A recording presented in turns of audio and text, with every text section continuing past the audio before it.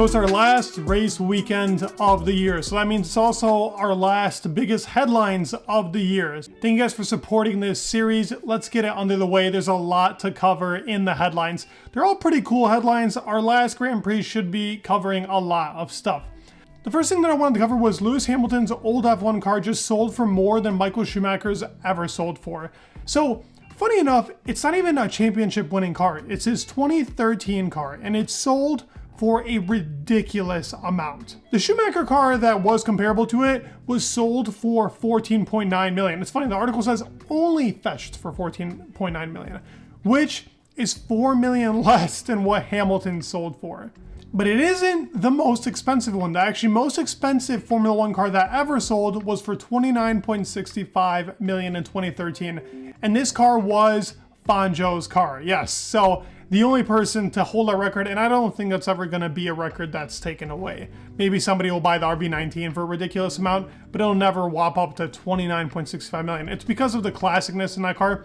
Ridiculous prices that we'll probably never get around to, because who's buying a car for 30 million? And the only actual cars that are compared to that price is that boat tail Rolls Royce, and that thing is hideous. Oh my goodness, the state of that car, to sell it for that amount, despicable, honestly. Next thing to cover in the news is AlphaTauri. They're ready to announce their name. So there are some rumors coming out, and I actually covered, I want to say it was about 2 months ago, towards Singapore time, what the name was going to be. And the same name is coming up again. I don't really know what to think of this, whether this is going to be the legit name and what's happening with the sponsors and so on. So the name that keeps appearing is Racing Bulls. That keeps appearing for this car. It's not going to be Toro Rosso. We kind of already figured that, but Racing Bulls is what's coming up. And some more things on this is that there's 2 US brands that are kind of joining this team. Some people are trying to speculate because Daniel's wearing Nikes that it's going to be a Nike brand. I don't really think so. How sick would that be though if it's Nike and whatever this AlphaTauri is going to be? Nike Racing Bulls would be sick. But I think they're going to just go with Racing Bulls, and 2 big sponsors will be on the team. Will they do like kind of like a combined, like Cognizant, Aramco, Aston Martin? I hope not. That name is too long and very boring.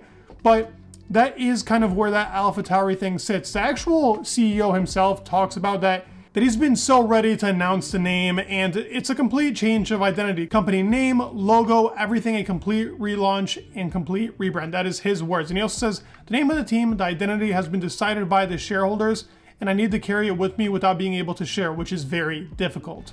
I mean, I could just imagine it's been like supposed to be announced since COTA, but now it's kind of been getting delayed. So Racing Bulls is still where it stands. Point, said this 2 months ago.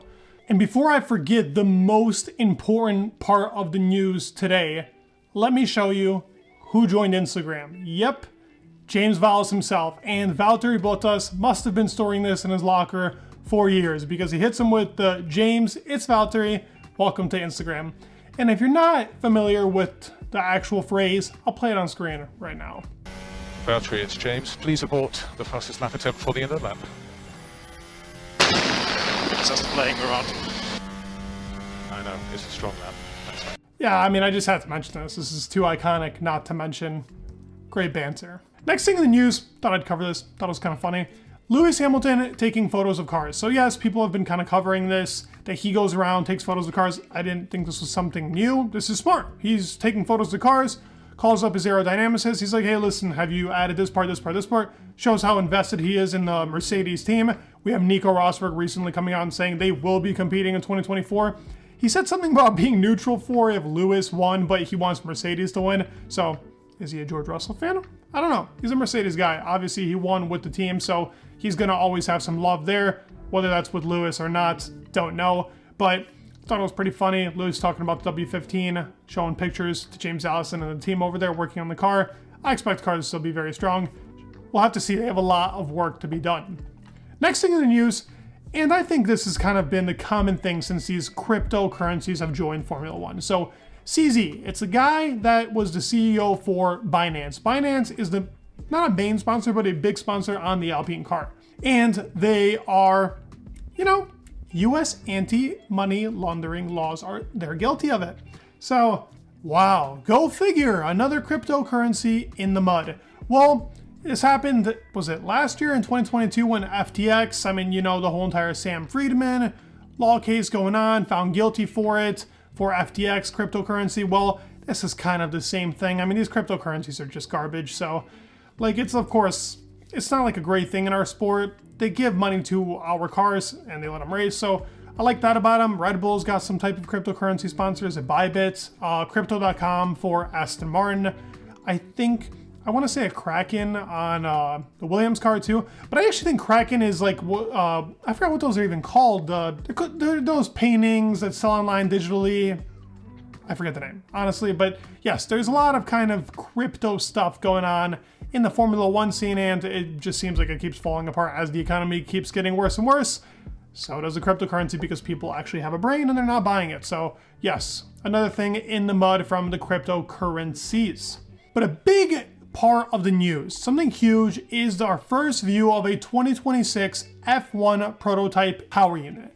So it's a prototype. Do not be too into depth analyzing what this is, because a lot is still missing to this engine from first glance, but this is kind of the first look as to how it's going to look like inside of the car.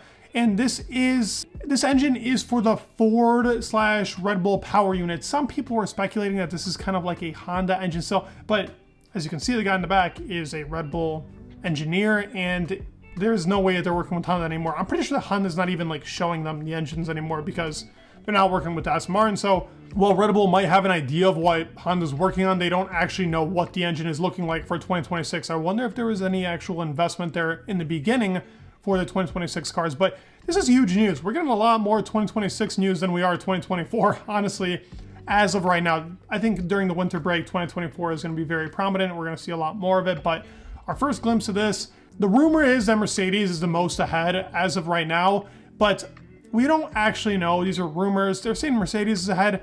No word of Honda. They're saying Audi is like somehow behind. So, and that Renault is even more behind. That's kind of the theories going out right now. Thought I might mention that, but do not take that with a grain of salt, as I would say.